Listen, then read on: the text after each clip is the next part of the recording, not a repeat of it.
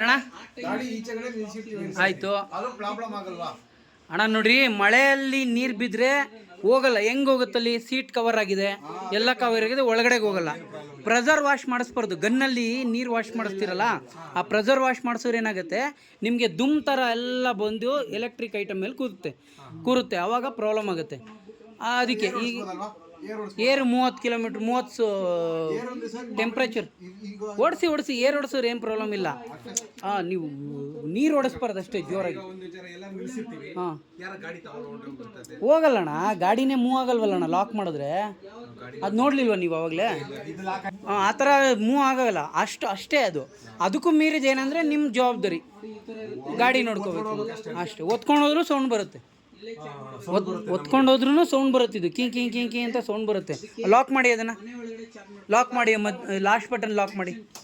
ಅದಲ್ಲ ಅಣ್ಣ, ರಿಮೋಟಲ್ಲಿ ಲಾಕ್ ಮಾಡಿ ಅಣ್ಣ. ರಿಮೋಟ್ ಎತ್ಕೊಳ್ಳಿ, ಲಾಕ್ ಮಾಡಿ. ಸೈಡ್ ಬಿಡ್ತೀನಿ, ಎತ್ಕೊಂಡೆ ಹೋಗ್ರಿ ನೋಡೋಣ. ಸೌಂಡ್ ಬರ್ದಂಗೆ ಎತ್ಕೊಂಡು ಹೋಗ್ರಿ ನೋಡೋಣ. ಹಾಂ, ಎತ್ತಿ ನೋಡೋಣ, ಅಲ್ಲಾಡಿಸಿ ನೋಡೋಣ. ಎತ್ತಿ, ಒಂಚೂರು ಎತ್ತಿದ್ರು ಸೌಂಡ್ ಬರುತ್ತಲ್ಲ. ಇನ್ನೇನು ಗೊತ್ತಾ? ಅಷ್ಟು ಗೊತ್ತಾಗಲ್ವಾ? ಹಾಂ, ಮತ್ತು ಅಷ್ಟೇ. ಅದು ಈ ಕಾರಲ್ಲಿ ಜೋರಾಗಿ ಸೌಂಡ್ ಮಾಡಬೇಕು, ಇದರಲ್ಲಿ ಏನಿಲ್ಲ. ಸುಮ್ಮನೆ ಸೌಂಡ್ ಮಾಡಿದ್ರೆ, ಸ್ವಲ್ಪ ಶೇಕ್ ಮಾಡಿದ್ರೆ ವರ್ಕ್ ಆಗಲ್ಲ ಅದು. ಹಾಂ, ಅದ್ರದಕ್ಕೆ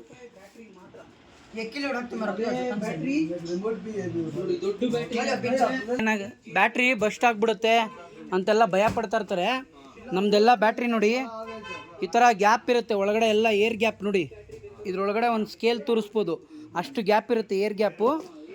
ಮತ್ತು ಅದಕ್ಕೂ ಮೀರಿದ ಏನಂದರೆ, ಒಂದು ಫ್ಯೂಸ್ ಹಾಕಿರ್ತೀವಿ.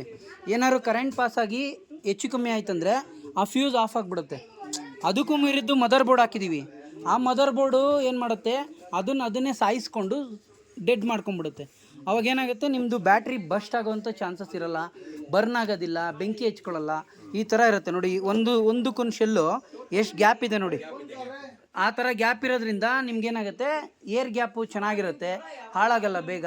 ಆಮೇಲೆ ಬೆಂಕಿ ಹಚ್ಕೊಳ್ಳೋ ಥರದ್ದೆಲ್ಲ ಪ್ರಾಬ್ಲಮ್ ಎಲ್ಲ ಬರೋಲ್ಲ. ಮುಂಚೆ ದಿನಗಳಲ್ಲಿ ಬರ್ತಾಯಿತ್ತು, ಇವಾಗೆಲ್ಲ ಆ ಥರ ಬರೋಲ್ಲ ಈಗ.